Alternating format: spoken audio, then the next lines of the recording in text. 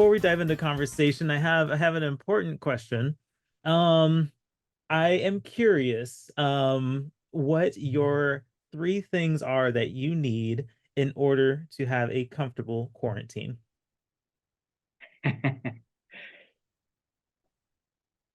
Wow, that will be hard to be original with such a question.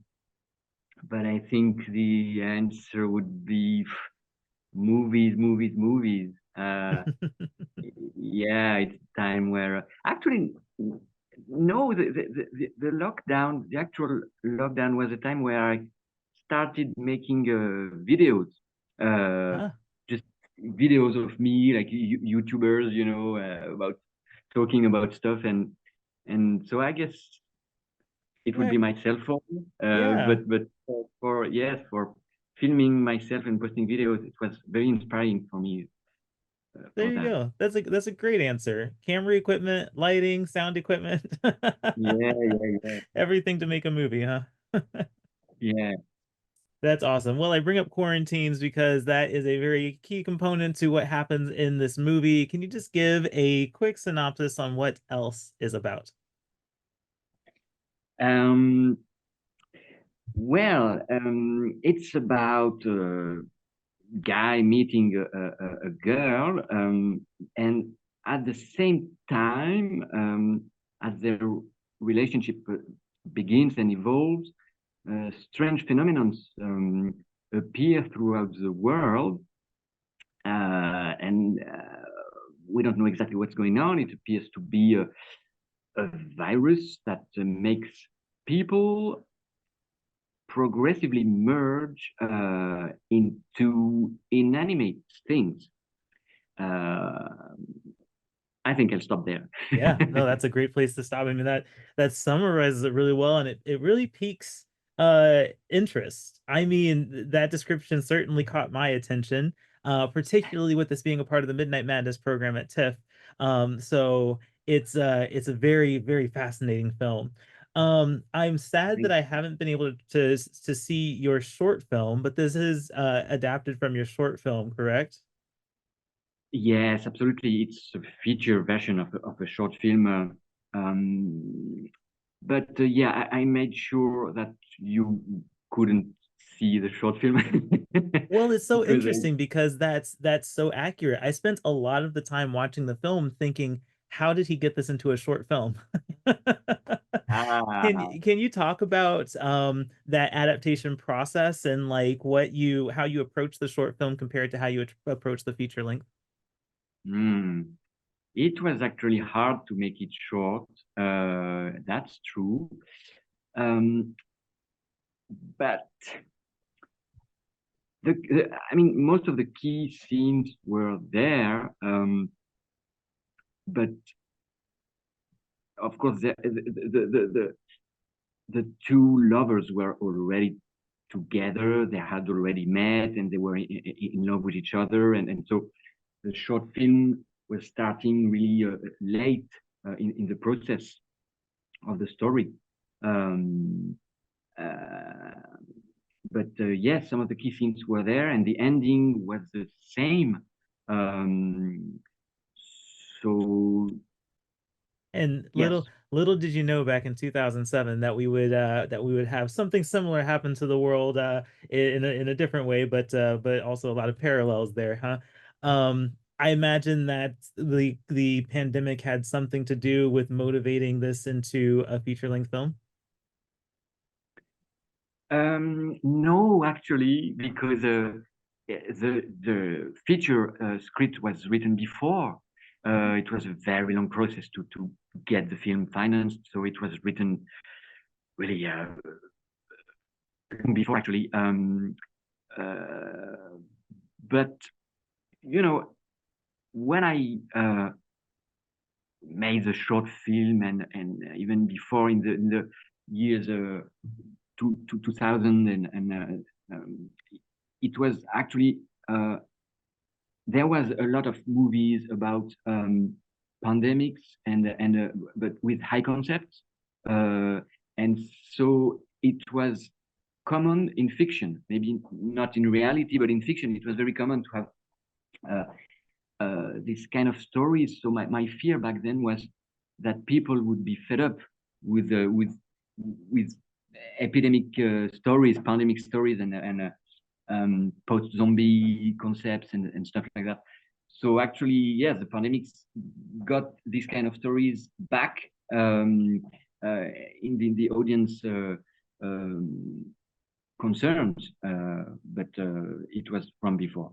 Yeah, okay. I mean, that's really interesting to know. So I think I'm gonna come back to that. I do have a question about the look of the film. Again, I haven't seen the short film, and so one day I'd love to check that out. But I'm watching this feature-length film, and there's so much about it that is gorgeous and beautiful to look at. There's so much like art just kind of baked into how you decided to film and present this movie. Can you talk about the your approach to creative expression in how you wanted to tell this story? Thank you so much.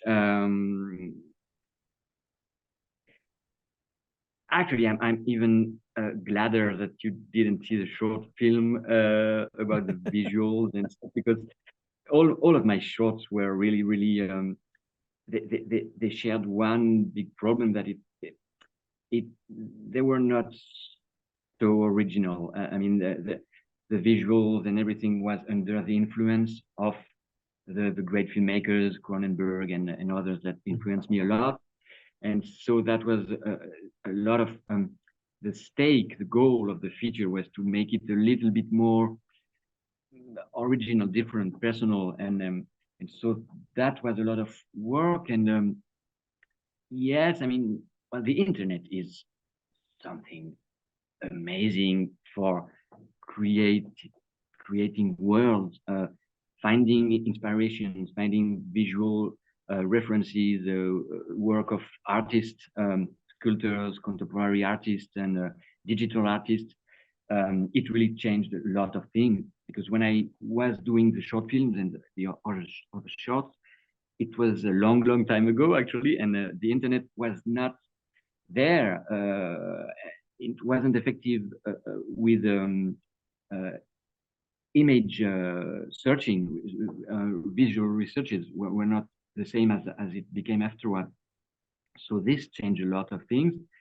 And yes, of course, my dream has always been to do like Ridley Scott did with the Alien. I mean, meeting someone like H.R. Geiger and turn put art, I mean actual art, into a movie, uh, and especially in science fiction. I think it's the most thing.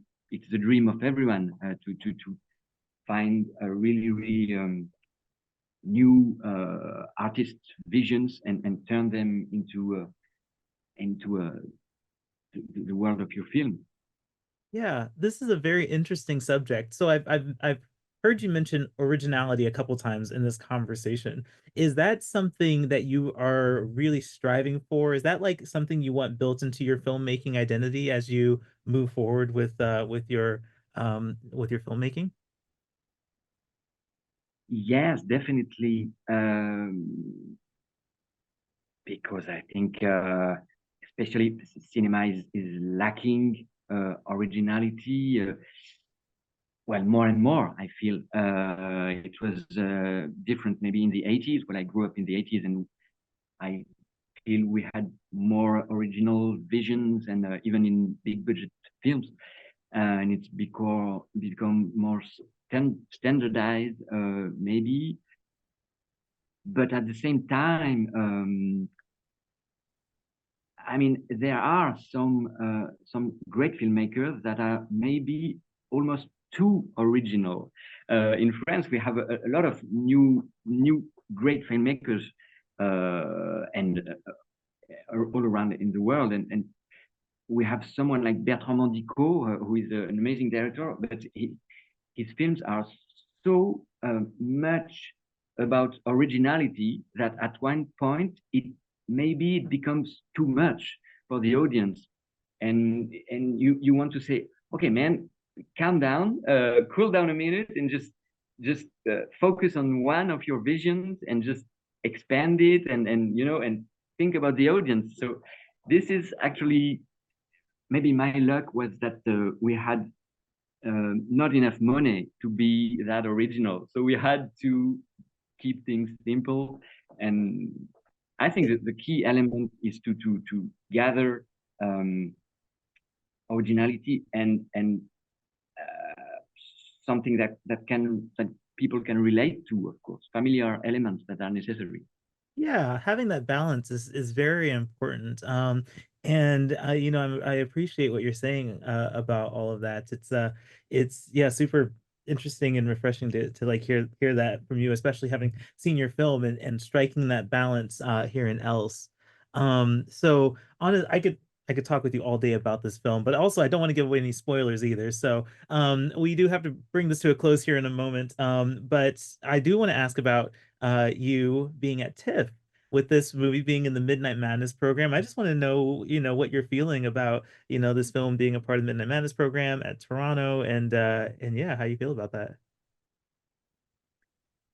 Well, I can't wait. I'm thrilled, and I'm honored, but I'm really really scared too, because I'm very scared that the movie could be too, well, not crazy enough for the Midnight Madness section, because I've been myself all my life to this kind of festivals where we look for crazy, trash, extreme movies, and that's what I love at the start too. And I think maybe my film is not so crazy. It's really about something simple, minimalistic, and it's also not very violent. It's more about empathy and delicateness, softness, and I think my greatest fear is that the audience of Midnight Madness will be frustrated because they want gory, trashy stuff, and they won't find it in the movie. Well, you know, it's if it reassures you at all, I was watching this film and thinking, wow, you really don't get much more Midnight Madness than this. And I hear what you're saying about like the violent and like really out there kind of films, and TIFF programs those. But this one hits this like really interesting tone of bizarre that I really hope people resonate with. I certainly resonated with it. It was such a this like visceral experience of just like, oh my gosh, what is going on? I don't know, but I want to find out. I want to see what happens next. And I think in that way, TIFF has done such a great job of diversifying their Midnight Madness program, and I am so thrilled that your film really fits into that category. And I have high expectations that that audiences will walk away from this having felt an experience with it. Wow. Well, thank you for saying that.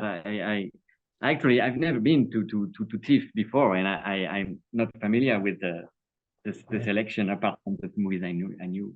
Yeah, well, it's I think it's going to be a great time for you, and you know, I'll bring it to a close. I congratulate you on getting this film out there and having it programmed to Midnight Madness, and I really hope you have a great time in Toronto. I think this Midnight Madness screening is going to be very interesting for a lot of people, and it'll be an experience for sure.